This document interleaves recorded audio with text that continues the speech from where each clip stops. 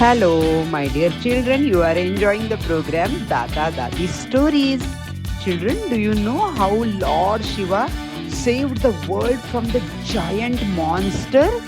Here is the story of Bhimashankar Jyotirlinga in Maharashtra. Long, long ago, there was a terrible demon named Tripurasura.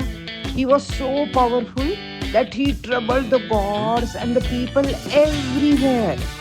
The world grew dark and scary because of his mischief. Everyone prayed to Lord Shiva. Lord Shiva listened to the prayers. He appeared in the Sahyadri mountains as a mighty warrior. With his bow and arrow, Shiva fought Tripurasura in a fierce battle. Finally, Shiva defeated him and brought peace back to the land. After the battle, Shiva stayed there as a Bhimashankar Jyotirlinga, blessing the mountains and the river that began to flow from his presence. So even today, people believe Bhimashankar protects them from evil and gives strength to fight their fears.